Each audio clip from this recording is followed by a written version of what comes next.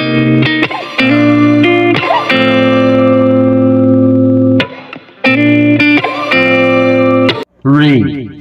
two, one. Bismillahirrahmanirrahim. Assalamualaikum warahmatullahi wabarakatuh. Perkenalkan, nama saya Muhammad Fendi, guru pendidikan agama Islam di SMK Al-Falah Kota Probolinggo, sekaligus mahasiswa PPG dalam jabatan 2022 Angkatan ketiga LPTK UIN Sunan Ampel, Surabaya. Pada hari Jumat 13 Januari tahun 2023, saya akan melaksanakan uji kinerja praktek pembelajaran secara luring di SMK Al-Falah.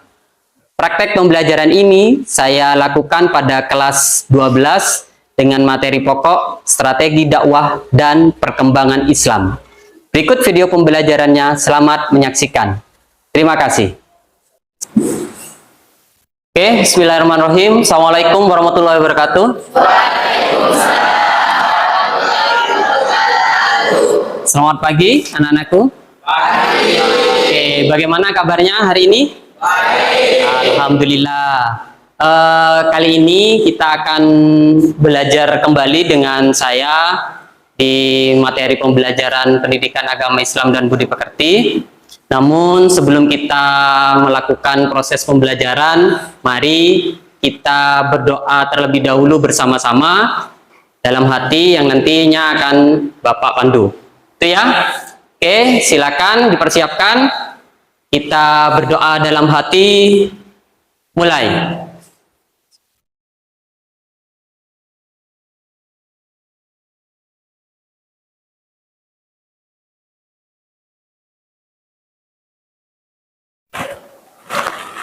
Selesai. Oke, sebelum itu kita akan belajar tentang strategi dakwah dan perkembangan Islam di Indonesia. Sebelum itu, Bapak akan absen agar saya tahu siapa saja yang hari ini nggak hadir dan juga siapa saja yang hari ini hadir. Acungkan tangan ya, nanti saat saya sebutkan namanya. Anita Devi Susanti, hadir ya. Aprilia Soifah, Ahmad Vicky Ramadan, Asika, hadir ya. Dewi Fitri Amelia, hadir ya. Muhammad Rudianto, hadir ya. Hadiri hadir. Oke. Muhammad Jono, kemarin nggak masuk ya Mas? Ya. Oh, ya. Kenapa Mas sakit? Ya. Oh ya. Siti Hotimah, Siti Hotimah masuk.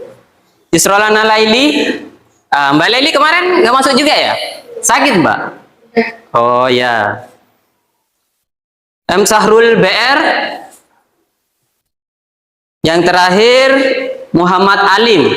Oke. Lengkap ya? Masuk semua ini ya? Ya. Oke.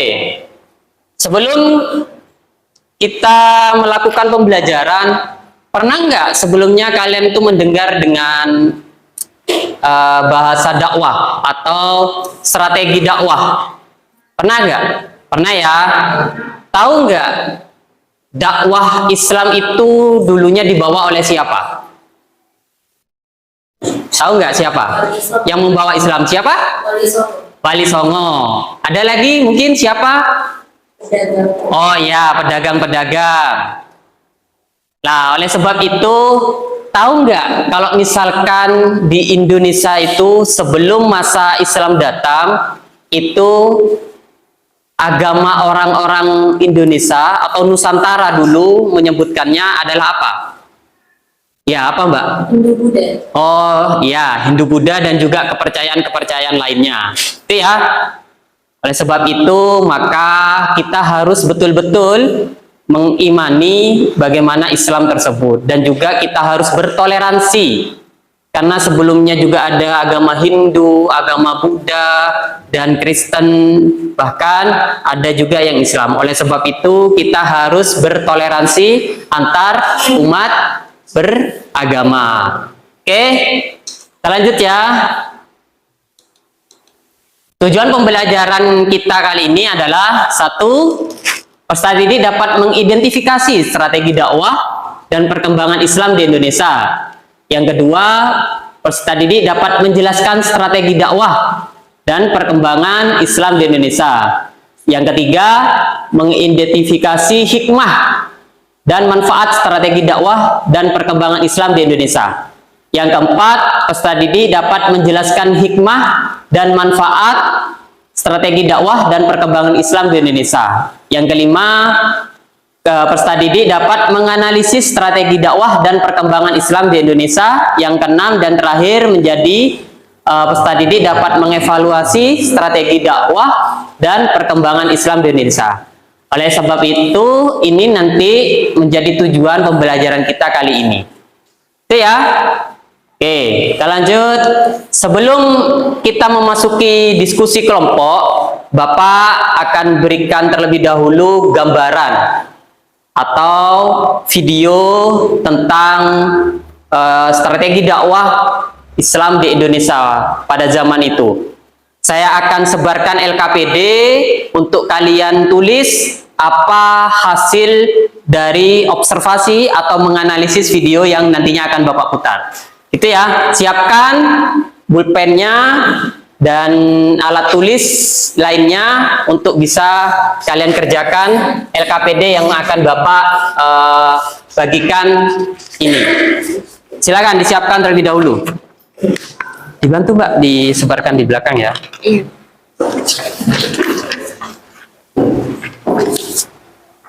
Dibantu?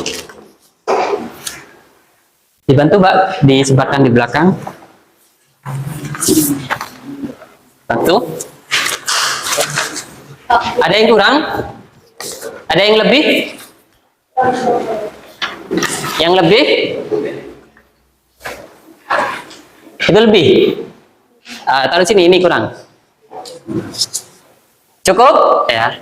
Oke. Kita akan lihat video. Silakan amati video berikut ini. Manfaat untuk kita semua. Berikut ini beberapa penjelasan teori masuknya agama Islam ke Nusantara. Yang pertama, Sambil ditulis ya di LKPD yang sudah saya bagikan itu. teori ini dicetuskan oleh G.W. Jendreles dan dikembangkan oleh Snow Harpante dan kawan-kawan. Selain itu, teori India atau teori bujaran ini juga diyakini oleh sejarawan Indonesia Sucipto Wirdosubroto yang meyakini awal mula sejarah masuknya Islam di Indonesia adalah melalui India atau bujaran pada abad ke-13. Banyak bukti yang menguatkan teori bujaran ini. Salah satunya adalah makam Malik As-Saleh yang merupakan salah makam satu ya. kerajaan Samudra Pasai. Corak dari batu nisan Malik As-Saleh sangat mirip dengan batu nisan yang ada di Gujarat. Yang kedua, teori Arab atau Mekah. Teori ini merupakan teori Islam yang menyebutkan bahwa Islam masuk ke Indonesia langsung dari Arab atau Mekah pada masa kekhalifahan. Teori ini didukung oleh J.C. Van Silakan sambil ditulis ya. Buya Hamka atau Abdul Malik Karim Abdullah. Jangan lupa namanya juga ditulis. Sejarah umat Islam yang terbit pada tahun 1997. Buya Hamka menjelaskan bukti-bukti masuknya agama Islam di Indonesia. Bukti yang dimaksud Buya Hamka ini adalah berupa sumber dari naskah kuno Cina yang menyebutkan bahwa sekelompok bangsa Arab yang bermukim di pesisir barat Pulau Sumatera pada tahun 625 Masehi. Teori ketiga yaitu Teori ketiga ya. Persia atau Iran. Teori Persia ini didukung oleh Hussein Jayadiningrat dan Umar Amir Hussein. Menurut budaya di Ningrat. Kebudayaan Islam di Nusantara punya banyak kesamaan dengan kebudayaan Islam di Persia. Salah satu contoh kebudayaan Islam di Nusantara yang mirip dengan kebudayaan Islam di Persia adalah kaligrafi yang ada di makam Batu Bisa di Nusantara. Juga beberapa ritual keagamaan seperti tabot di daerah Bengkulu dan tabut Sambil saya nilai ya. Barat yang hampir mirip dengan ritual keagamaan di Persia yang diadakan setiap tanggal 10 bulan Muharram. Yang keempat yaitu teori Cina. Teori ini yang menyebutkan bahwa asal mula sejarah masuknya agama Islam di Indonesia memasuki wilayah Sumatera bagian selatan Ini ya. tahun 800 Pada tahun ini ya. Masehi atau abad ke-9 Masehi. Dan penelitian yang sangat banyak. Hal ini menandakan bahwa untuk belajar sejarah kita membutuhkan banyak referensi agar menemukan kepingan jawaban. Terima kasih sudah menonton video ini. Jika kalian suka, jangan lupa subscribe, like, and share agar channel ini Oke, itu tadi ya video yang bisa kalian amati. Silakan kalian analisis atau diingat kembali apa isi dari video tersebut. Silakan ditulis di situ di lembar-lembar yang LKPD yang sudah Bapak bagikan tersebut. Saya kasih waktu terlebih dahulu sebelum nanti Bapak akan tanya apa isi dari video di atas. Silakan kalian rangkum terlebih dahulu. Oke, sudah selesai?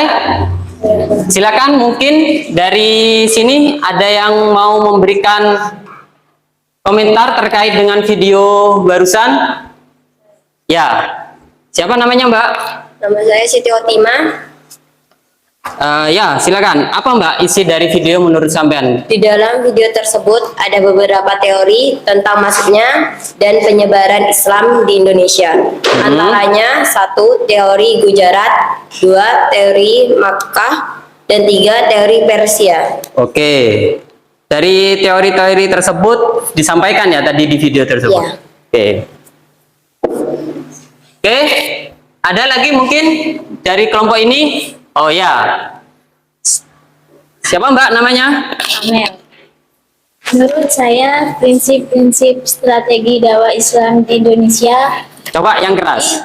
melalui beberapa cara, yaitu damai dan bijaksana, akulturasi budaya, bertahap dan tidak menyakiti, Oke. bangun basis kader yang bijaksana, yang bersifat personal dan berbasis teritorial, serta melakukan dakwah persuasif kepada masyarakat. Oke.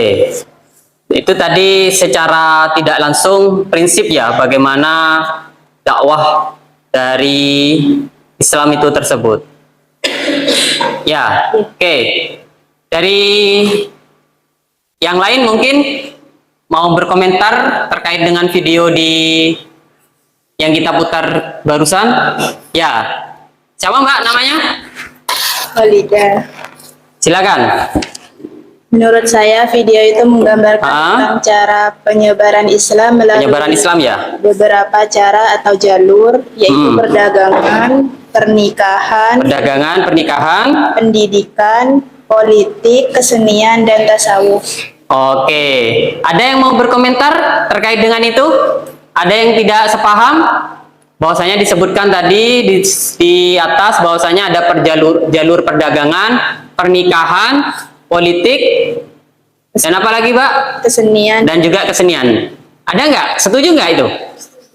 Sama nggak dengan hasil yang kalian tulis di situ? Sama ya?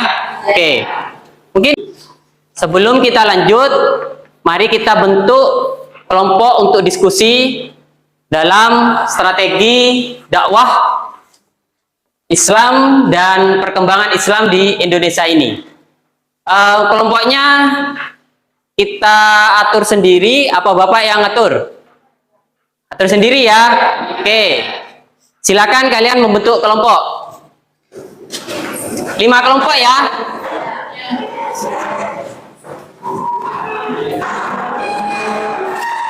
Bangkunya diangkat ya.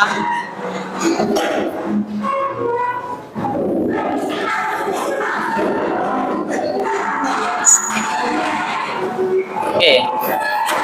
Ya, ini dimajukan aja. Oke.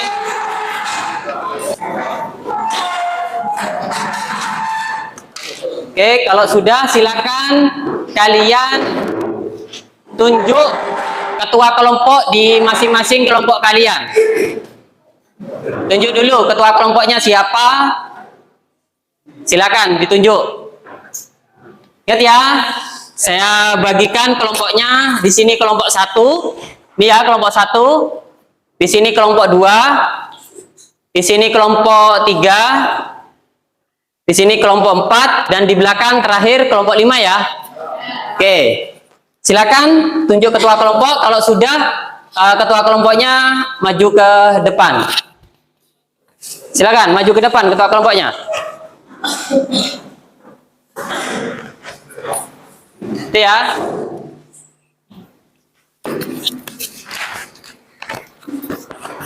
Ketua kelompoknya maju ke depan. Sudah lengkap? Kalau sudah lengkap, silakan ke sini. Sini, hadap ke sini. Tahu Pak, di sini Pak, di sini Pak. Oke, Bapak akan bagikan tugas kelompoknya ya. Yang mana di tugas kelompok kali ini kita akan bagi menjadi 5 kelompok. Kelompok 1 mana? Kelompok 2, kelompok 3, kelompok 4, kelompok 5. Oke, di kelompok 1 nanti kalian akan menjelaskan atau mendeskripsikan tentang Islam di Indonesia dan masuknya Islam di Indonesia. Tuh. Untuk kelompok 2, diingat ya, untuk kelompok 2 itu membahas tentang prinsip-prinsip strategi dakwah Islam di Indonesia. Kelompok 2 itu ya. Untuk kelompok 3, kalian nanti ke bagian strategi dakwah. Ya, kelompok 3 ya, strategi dakwah Islam di Indonesia. Untuk kelompok 4, kalian nanti ke bagian perkembangan dakwah Islam di Indonesia dan juga perkembangan ilmu pengetahuannya dalam kebudayaan Islam di Indonesia.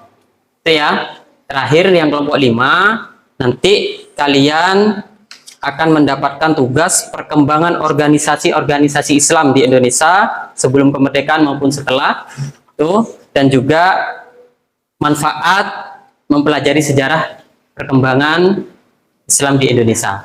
Itu ya. Nanti kalian akan berdiskusi kelompok. Apa yang perlu diskusikan di kelompoknya? Pertama, deskripsikan ya konsep dari tema yang sudah Anda dapatkan tadi. Sudah paham ya temanya ya? Yang kedua itu cari dalil ya, cari dalil atau bukti sejarah tentang tema yang Anda peroleh dari yang kita diskusikan nantinya. Itu ya. Bisa, kalian boleh nanti mencari referensi dari buku atau sumber lainnya, bisa internet, bisa nanti video ceramah ulama dan lain sebagainya. Yang ketiga, coba kalian tarik hikmah apa yang bisa kalian ambil saat mempelajari itu. Yang keempat, kalian catat di kertas ya. Ingat di kertas, yang nulis satu saja, nanti tapi yang lain juga ikut menulis untuk sebagai bukti catatan kalian. Yang kelima, nanti presentasikan. Presentasinya jangan lama-lama, mungkin hanya 15 atau 10 menit. Itu ya, ada yang mau ditanyakan terkait dengan tugasnya? Tidak ada ya, silakan kembali ke kelompoknya dan tolong orientasi tugasnya disampaikan juga. Itu ya, silakan kembali ke kelompoknya.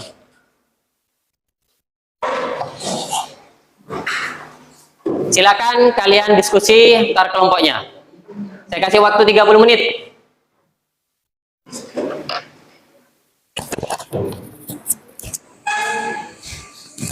Oke, silakan diskusi kelompok ya.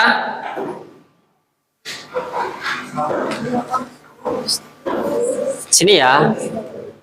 Nanti tulis di kertas. Cari bahannya di internet maupun di buku paket. Kalian tulis, dibagi ya. masing-masing cari apanya, hikmahnya, yang satu cari dalilnya, yang satu mungkin cari konsepnya. Seperti itu. Ada satu yang menulis gitu ya. Silakan dibagi kelompoknya. Sini, paham tugasnya? Oke, kalau sudah paham, sudah dibagi tugas-tugasnya ke antara ini cari apa, cari apa? Oh, kamu yang menulis, ini yang cari hikmah dan lain sebagainya. Iya. Oke, oke. Sini, sudah paham tugasnya? Biar cepat dibagi ya. Ada yang bagian mencari tentang materinya ini seperti apa, lalu baru dibagi. Siapa jalur ini dapat strategi dakwah ya? Ya, dibagi sudah. Siapa yang nantinya akan mencari atau mendalami tentang jalur-jalur strategi dakwah ya. Tuh. Sebelah sini. Jangan lupa ya, nama kelompoknya ditulis dan juga anggota kelompoknya juga ditulis, biar enak nanti penilaiannya. Sudah dibagikan siapa yang bagian nulis, siapa yang bagian untuk mencari, itu ya, itu dibagi. Nanti saat presentasi biar enak. Sini, ada kesulitan Mbak? Tidak ada ya? Sudah dibagi tugasnya? Ya. Jadi nanti kalian coba bagi antara masnya, mbaknya, nanti yang profesional. Jadi misalkan masnya nanti cari tentang teorinya seperti apa, mbaknya cari dalil, dan juga di sini nanti akan menulis atau yang kemudian mencatat. Jadi ini kolaborasi dan diskusi. Silakan diskusi sudah. Silakan diskusi sudah. Sambil nanti Bapak nilai ya untuk diskusinya.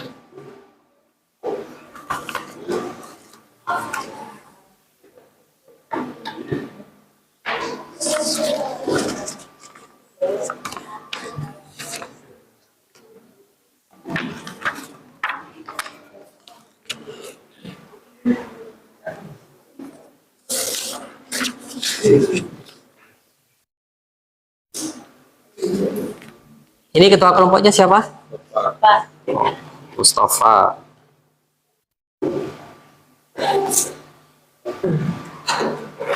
Sini ketua kelompoknya? Oh, Mbak ya.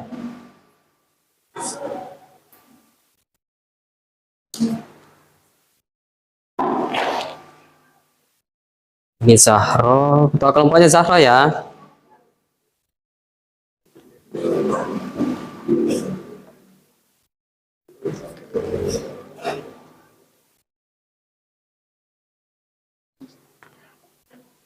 Silakan diskusi. Silakan diskusinya dilanjutkan.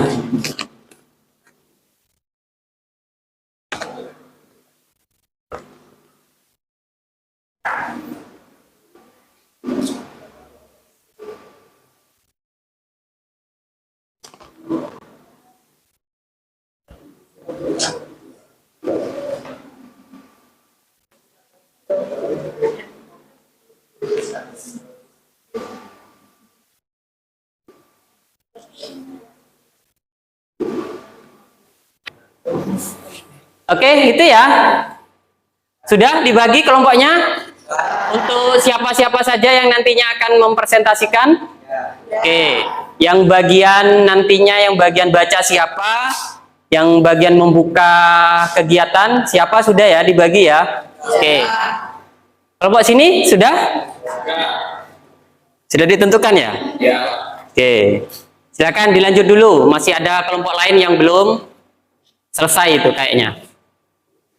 Kelompok 5 yang cepat ya.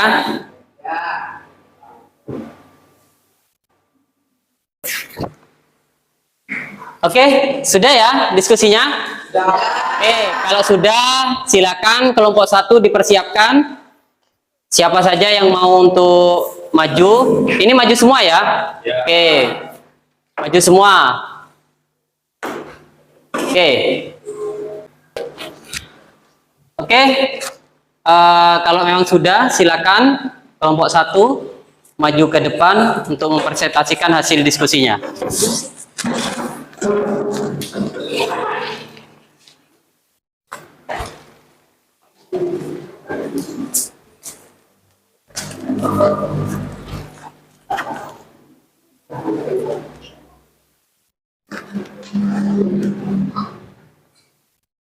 Silakan dimulai. Assalamualaikum warahmatullahi wabarakatuh.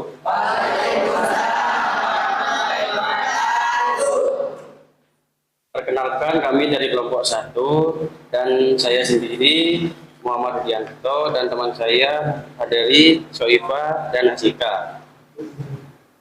Kami akan mempresentasikan tentang Islam di Indonesia dan masuknya Islam di Indonesia.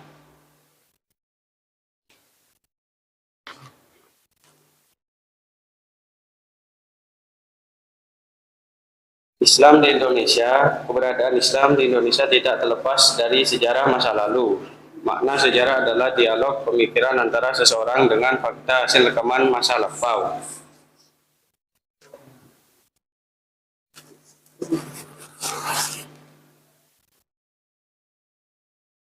Pemutaran balikan kebenaran pun terjadi dalam penulis sejarah Islam di Indonesia. Misalnya, sering kita temukan buku sejarah yang menulis tentang awal mula masuknya Islam di Indonesia pada abad ke-13. Padahal sudah diambil keputusan bahwa Islam telah masuk ke Indonesia sejak abad pertama Hijriyah, abad ke-4 Masehi, langsung dari Arab.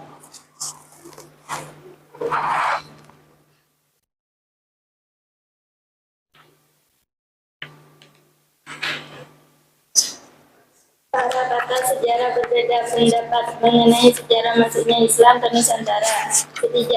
Setidaknya terdapat 3 teori besar yang dikembangkan oleh Ahmad Mansur Suryanegara, terbaik dengan kedatangan para pembawa dan waktu kedatangan, yaitu sebagai berikut.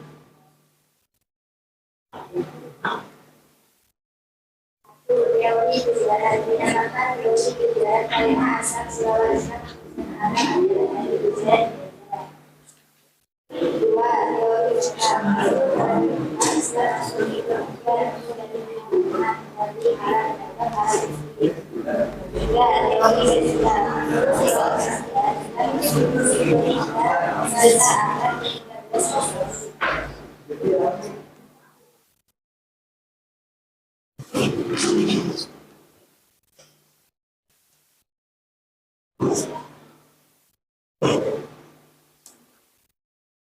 Demikian dari kelompok kami. Apakah ada yang mau ditanyakan? Silakan. Ada yang mau ditanyakan?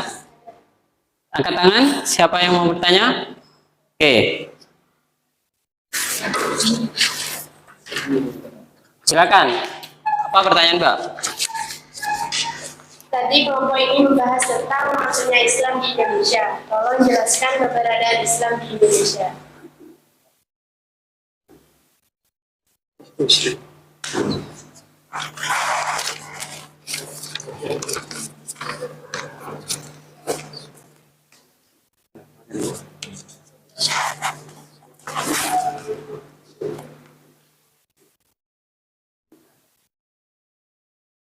Ya, silakan kalau menjawab. Islam di Indonesia adalah keberadaan Islam di Indonesia tidak terlepas dari sejarah masa lalu, dan makna sejarah adalah dialog pemikiran antara seseorang dengan fakta hasil rekaman masa lampau. Gimana, Mbak? Sudah cukup? Jadi Islam di Indonesia itu masuk pada tahun berapa? Tadi pada abad keberapa? Abad ke-13 ya? Oke. Ya, silakan. Ada pertanyaan lagi? Kalau nggak ada, silakan diakhiri, Mas. Sekian dari kelompok kami, kurang lebihnya mohon maaf. Saya akhiri. Wassalamualaikum warahmatullahi wabarakatuh. Waalaikumsalam warahmatullahi wabarakatuh.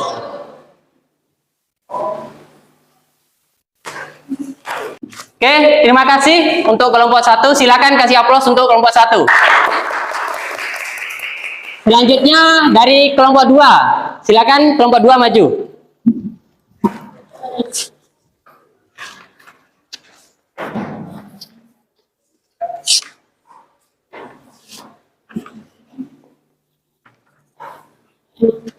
Ya, silakan dimulai, Mbak. Assalamualaikum warahmatullahi wabarakatuh. Waalaikumsalam warahmatullahi wabarakatuh. Kami dari kelompok 2 dengan saya sendiri, Siti Khotimah, dan teman saya. Saya lagi. Saya Khotimah. Saya Hamdan.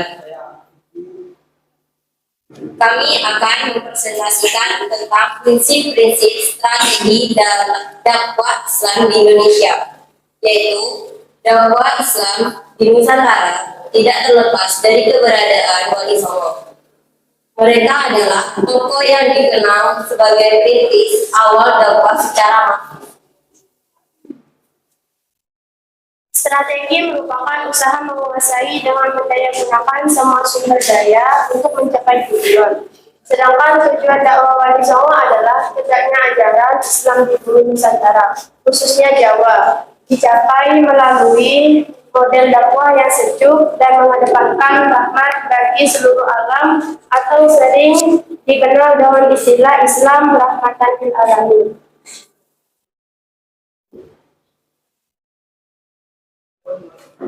Islam tidak didakwakan tanpa rencana, tetapi melalui langkah-langkah dan strategi yang matang sehingga Islam mampu mewarnai bumi Nusantara. Ada prinsip-prinsip strategi yang dapat dikelompokkan sebagai berikut. 1. Damai, bijaksana, dan dilintasi keramahan. 2. Akulturasi budaya. 3. Dilakukan secara tahap. 4. Tidak menyakiti. 5. Membangun basis kader yang bersifat rasional. 6. Membangun basis teorial. 7. Membangun dakwah bersifat kepada masyarakat. Demikian presentasi dari kelompok kami. Apakah ada yang mau ditanyakan? Sebutkan nama dan kelompoknya. Kenalkan, nama saya Khalida dari kelompok 3. Tadi kan kelompok 2 menjelaskan tentang prinsip-prinsip strategis dakwah Islam di Indonesia. Jadi saya mau bertanya tentang prinsip-prinsipnya, yaitu tentang pengertian dari prinsip akulturasi budaya. Saya ulang pertanyaan dari Mbak Lida, yaitu jadi tadi bertanya tentang prinsip akulturasi budaya ya? Ya, akulturasi. Saya akan menjawab pertanyaan dari Mbak Lida. Prinsip akulturasi budaya adalah suatu kelompok masyarakat manusia dengan sesuatu kebudayaan tertentu di hadapan dengan unsur-unsur kebudayaan asing diterima dan diolah dalam kebudayaan sendiri tanpa menyebabkan hilangnya kepribadian dari kebudayaan itu sendiri. Apakah ada yang mau ditanyakan lagi? Demikian presentasi dari kelompok kami. Kurang lebihnya mohon maaf. Wassalamualaikum warahmatullahi wabarakatuh.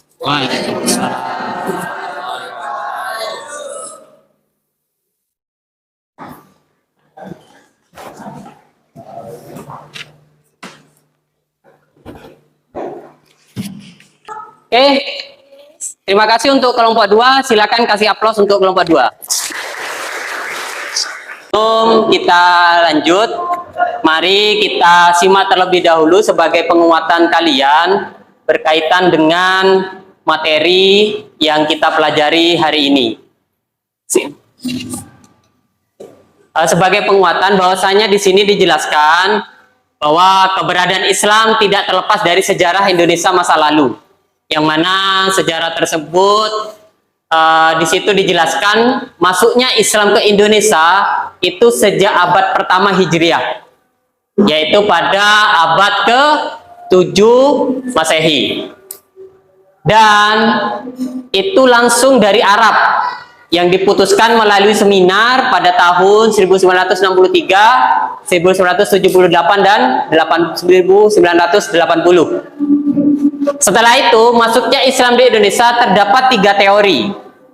Ada yang mengatakan pertama itu teori Gujarat, yang mana Gujarat itu dari India.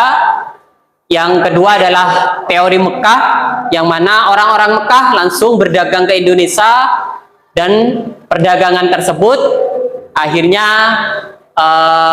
membawa Islam ke Indonesia. Yang terakhir atau yang ketiga adalah teori dari Persia, yang mana dulu pedagang-pedagang Persia ini mampir terlebih dahulu kepada pedagang-pedagang atau ke India di Gujarat sana. Setelah itu, dia memeluk agama Islam, baru dia berdagang ke Indonesia. Selain itu, ada strategi-strategi yang diberikan dalam berdakwah Islam. Antaranya adalah melalui jalur perdagangan. Seperti yang dijelaskan tadi, bahwasanya pedagang-pedaganglah yang membawa Islam tersebut. Kedua, ada jalur pernikahan. Karena pedagang-pedagang ini adalah pedagang-pedagang kaya, akhirnya menikahi warga yang ada di sekitar itu. Dan juga ada jalur pendidikan, yaitu pesantren dan lain sebagainya, membuat pesantren dan lain sebagainya. Ada jalur kesenian, terbukti dari rumah, masjid, dan lain sebagainya. Itu ada ukiran-ukiran yang memang itu berasal dari luar Indonesia. Dan juga ada jalur politik dan tasawuf. Namun perkembangannya dalam strategi dan perkembangan Islam di Indonesia itu tidak luput dari perkembangan ilmu pengetahuan dan perkembangan organisasi Islam yang ada di Indonesia. Jadi organisasi-organisasi dan kegiatan-kegiatan pendidikan Islam itulah yang membuat Islam di Indonesia semakin jaya sampai sekarang. Mungkin ada yang mau ditanyakan? Gak ada ya? Kalau memang gak ada, kita lanjut. Ini menjadi kesimpulan kita dalam kegiatan kita hari ini. Kesimpulannya adalah dengan melalui belajar strategi dakwah dan perkembangan Islam di Indonesia, kita bisa mengambil pelajaran dari sejarah tersebut, yaitu adalah kebenaran yang hakiki, sehingga menjadi ibrah atau semangat dalam kehidupan, serta kita mampu mempelajari dan mencontoh para pendahulu kita sebagai mujahid dakwah dan cendekiawan atau ilmuwan Islam, sehingga kita bisa menyebarkan Islam yang rahmatan dan alamin, rahmatan lil alamin. Oke, sebelum kita tutup pembelajaran kita kali ini, terlebih dahulu silahkan kalian kerjakan soal evaluasi dan dikerjakan di individu melalui bukunya halaman 187. Silakan kalian kerjakan yang pilihan ganda saja. Saya kasih waktu 10 menit ya, atau 15 menit untuk mengerjakannya. Silakan dikerjakan, dipaket bukunya ya. Silakan kerjakan ya. Silakan kalau sudah dikumpulkan ke sini. Bawa ke sini, Mbak, hasil tugasnya.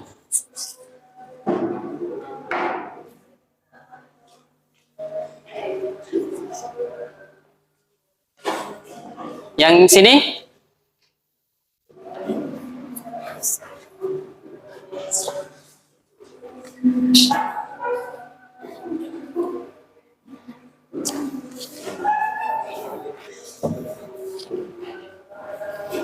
Oke, silakan duduk kembali. Sebelum kita akhiri, minggu depan kita akan membahas tentang faktor kemajuan peradaban Islam di dunia. Jadi tidak hanya Indonesia, tapi seluruh dunia. Bagaimana perkembangan Islam di seluruh dunia. Oke, kalau memang sudah tidak ada pertanyaan, ini tidak ada pertanyaan ya? Sudah, kalau memang tidak ada, mari kita akhiri kegiatan ini dengan bacaan kafaratul majelis bersama-sama.